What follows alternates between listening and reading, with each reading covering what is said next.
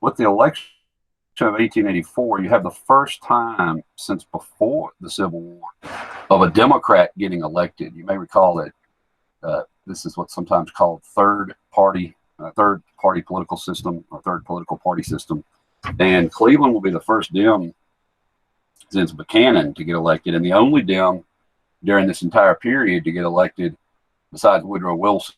So if you can think about basically from 1860 all the way up to 1932, Cleveland is the only Democrat besides Wilson. So you have those two figures, and both of them are fairly successful, and they're fairly similar. You know, you're going to have an important election, and you may remember that the big division between the two parties is substantial over a lot of topics, but within the Republican Party, they've had a lot of infighting, and Blaine was the leader of one of these groups. You know, he's the leader of the half-breeds, and he ultimately gets the nominee. He's really one of the most powerful Republican senators. And so Cleveland is an interesting guy for me to study because he was the governor of New York, you know, like in the future Theodore Roosevelt. In fact, he appointed Theodore Roosevelt to a commission, and he was known for his sort of honesty and integrity. So he was seen by the Democrats as an important Northerner who could help win an election, but also because, you know, if you remember with the death of the murder of Garfield, that this idea of corruption, particularly during the Grant presidency and all, that needed to find a candidate who was very clean. And Grover Cleveland was known as Grover the Good. Now, I want to introduce you to a term I haven't really used before or often, and that's the word bourbon Democrats. So I alluded to this with the Ohio idea, the idea that there was a split within the Democratic Party, and the leader of the conservative wing of the Democrats, called the Bourbons, was Grover Cleveland. So the Bourbons were sort of what you might think of as traditional classical Democrats. They were like Jefferson and Jackson Democrats. So idea of classical liberalism, small government, no government intervention to benefit businesses, and really reduce the size of government. So, you know, this is sort of the pre-Civil War Democrat definition. And Cleveland is of that school. Even though he's a New Yorker, he shares that vision. So he was opposed to a great deal of what the Republicans many were supporting, and the sort of Western farmers within his own party. So he's very much opposed to high tariffs. He runs, twice against the tariff. He rejects completely the Ohio idea, and this sets up a fateful split in the Democratic Party in 1896. He rejects imperialism. You might recall he does not annex Hawaii during that period. And, you know, he rejects the idea of government direct assistance. So during the long depression, or the first Great Depression, the Panic 1893, there had been a debate about should the government do something to help out individuals, and Cleveland rejects that idea. So he's sort of a classical conservative, or traditional conservative, classic liberal. The idea of avoiding corruption, balance the budget, and keep a clean government. And so this election seems to pit a sort of traditional Republican against a sort of old school Dem. Now, the Republicans have become so disillusioned, some Republicans become so disillusioned with their own party, they're going to change sides, and they're going to become known as mugwumps. These were reform-minded Republicans who felt like Arthur, as part of the political system, the crony system, and other Republicans, was not what they wanted to support. So for them, the government should be an impartial government run by an elite. And they typically embrace ideas like social Darwinism and laissez-faire. So they were going after corruption, but these are not progressives. So make sure you understand, this is where we sort of draw a line between Republican progressives like Theodore Roosevelt and Republicans who supported classical conservative mindsets like Grover Cleveland in this respect. So these are not progressives, but they are reform-minded, and they're going to vote. They're going to vote for the other candidate, the other party. They're going to vote for Grover Cleveland, and it's one of the reasons why he wins. This isn't the first time or the last time this will happen. In later 1980s, you'll have what are sometimes called Reagan Democrats, which are Democrats who get tired of the Democratic Party and vote for Ronald Reagan. So the mugwumps again were, were reform-minded, as in the political system reform, but not progressive reformers.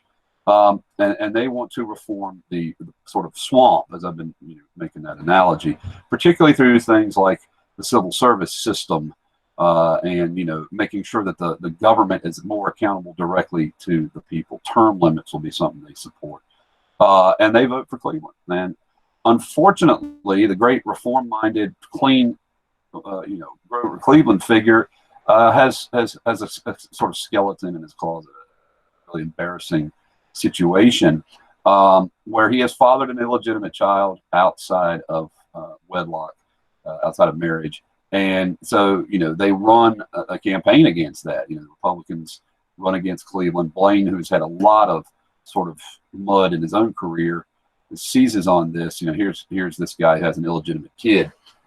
Ironically, of course, he gets elected and marries this lady in spite of that. So he's able to overcome this sort of part of his biography, his past.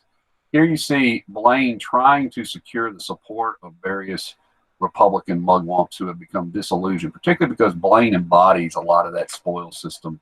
He's a very core, the crony element of the Republican Party.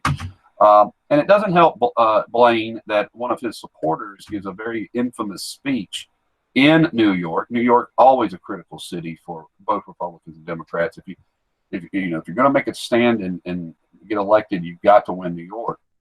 And he's going to alienate the Democratic Party members, particularly the Irish, because the Irish aren't, it's not a necessity that the Irish would vote for Grover Cleveland. It's his kind of rigorous, strict form of limited government doesn't necessarily benefit them. But, and Cleveland had sort of been talking about making up with the English. And so this guy calls the Dems the party of Rome, alcohol, Romanism, the Catholic Church, and rebellion, the Civil War. And while that might not have been a huge event, and I don't consider it a great deal, it probably put Cleveland over the top because it encouraged, it inspired Irish people to come and vote in larger numbers, maybe even they would have before, and what is a crucial swing election. So Cleveland, with the help of the mugwumps, with the help of the RRR, is going to break through into these northern regions. Indiana, is at home of one of the more conservative members of the Republican Party, and also a friend of Cleveland's own personal life. New York, this is his home state, but again, winning the city.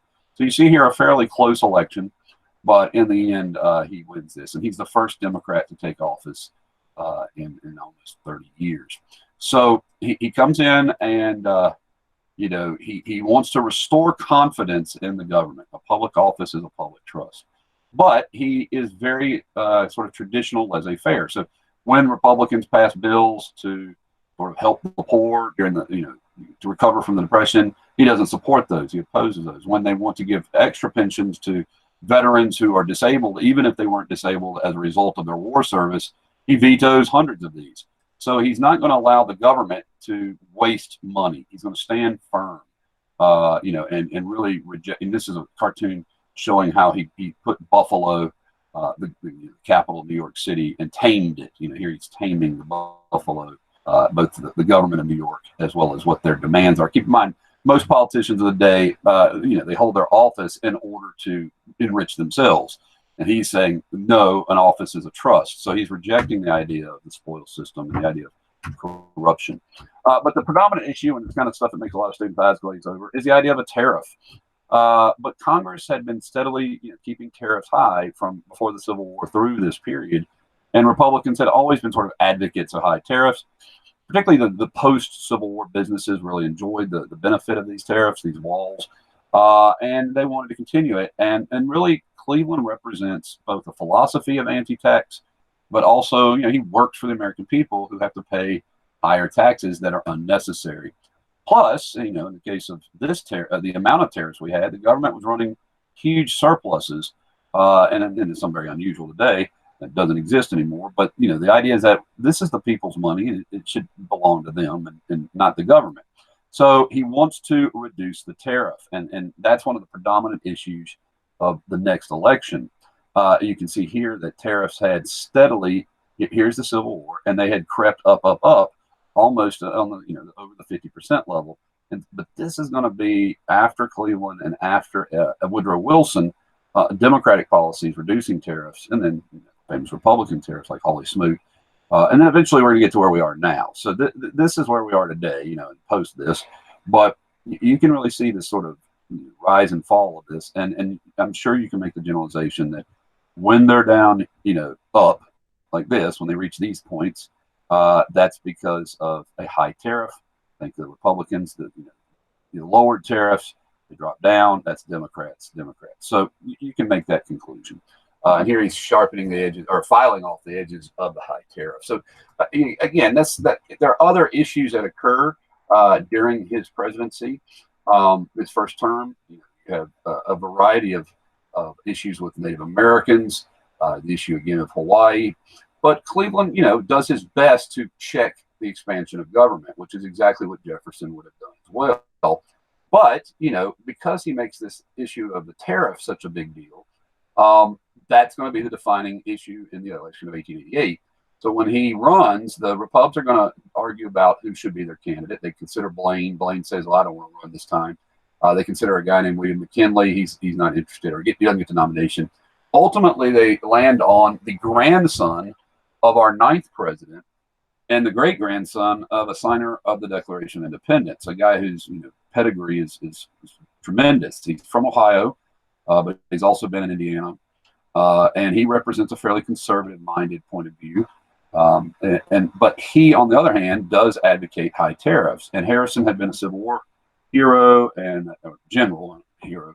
And so he is seen as sort of a good candidate to run against Cleveland. But this time, the Republicans are not going to take any chances. They're going to make sure that their employees, these are the factory owners who are usually Republicans, they're going to make sure their employees vote in a way that will achieve a Republican Party success. And here you see what we obviously see: voter intimidation. This is Puck, which is another one of the periodicals that was very popular with cartoons. So these are factory workers having to go vote. Keep in mind the ballot was still public, and they're being threatened with losing their income. The same thing is going to happen in 1896. That's why they've been championing the secret ballot so much. Harrison is seen by many as really not qualified. He's often depicted as being sort of dwarfed by his grandfather's top hat or boots. Not quite big enough of a candidate, but certainly I think a credible candidate for president. And you have a return to the very traditional third-party electoral system of sectionalism, and this is where the population of the North. This time, you'll see that Cleveland loses New York. By losing New York, he'll lose the election. If he wins New York, he wins the election. So in many ways, New York and Ohio are then the most important battleground states. He loses, and it's during this period that the House decides it's going to spend tons of money. The tariff had raised the surplus, and it's kind of embarrassing. You have one of the most famous speakers of the House, a fellow named Thomas Reed. Critics called him the Czar. And he's going to ram through many spending bills to kind of reduce the tariff and do a couple things. In fact, so they don't have to reduce the tariff. He wants to increase the tariff. So if we can get rid of a lot of money, that will validate having a high tariff. And so that's what he does. He and Congress spend, for the first time in American history, $1 billion as a Congress. Here's President Harrison disposing of the surplus. And it really was something that was beneficial in a very short term for voting purposes. But the high tariff really remained hugely unpopular. In fact, lots of farmers are infuriated that they didn't get protective tariffs to protect their goods, but they sold in a competitive world market. The farmers are furious about high tariffs, and you just have this sense that the system was coming apart for the working class American. It seemed to be benefiting wealthy people, and that leads to the emergence of a party which we've already talked about a lot. And that's the Populist Party. They're unhappy with the Dems.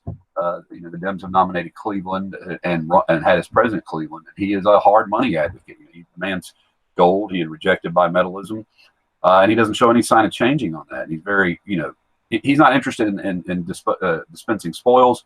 So out of the West comes a group of farmers led by a congressman from Nebraska, William Jennings Bryan, and they're going to also run a candidate, James Weaver, who was an old Greenback laborer, and they did pretty well considering third party. And they're going to get 1 million votes in this election.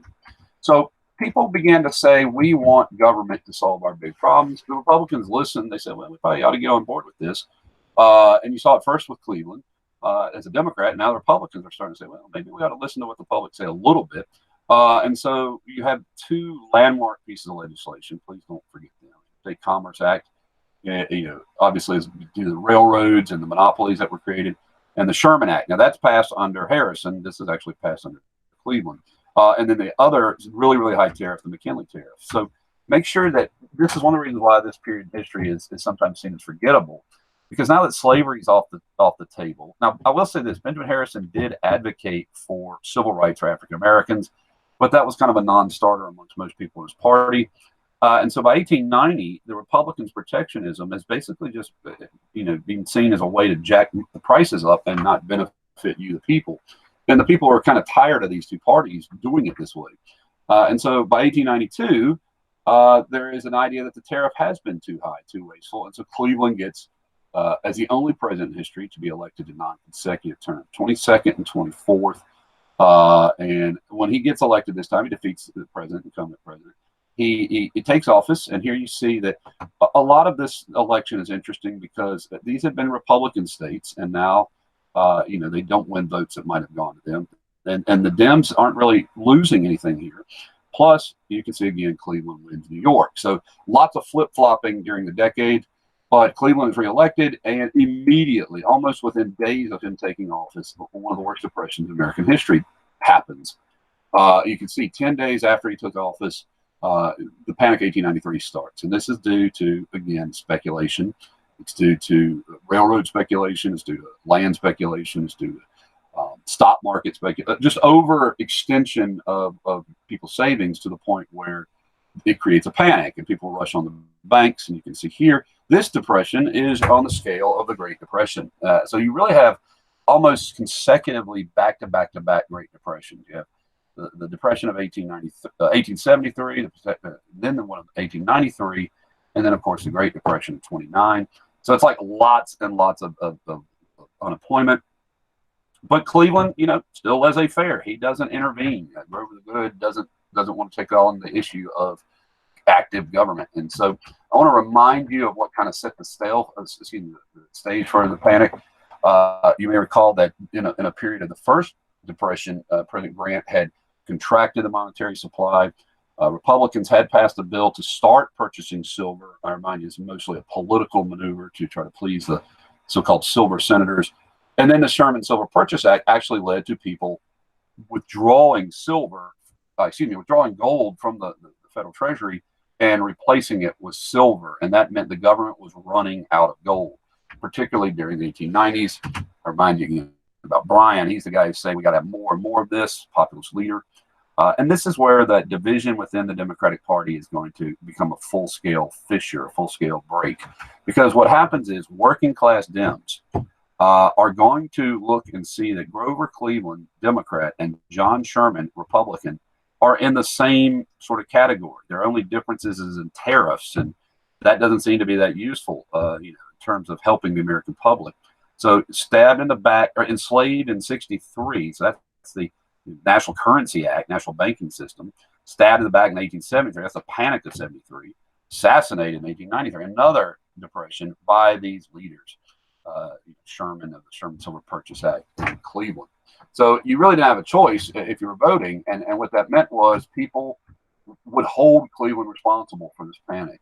They blamed him, and he did not take the side of workers. He went as a conservative, more traditional figure. And here you see, most famously or infamously, like Hayes, he'll break up a strike using troops. He also refuses to consider a tariff that had some sort of income tax feature. He wants a much lower tariff, and he leads to the repeal of the Sherman Silver Purchase Act, all of which feel like betrayals to these working class Western farmers.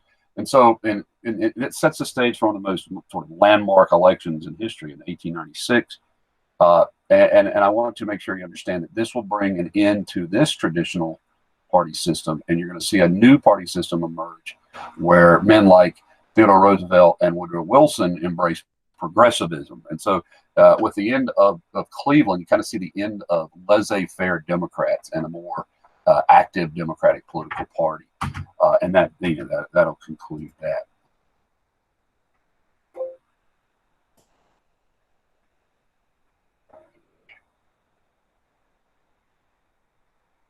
Did that present at all?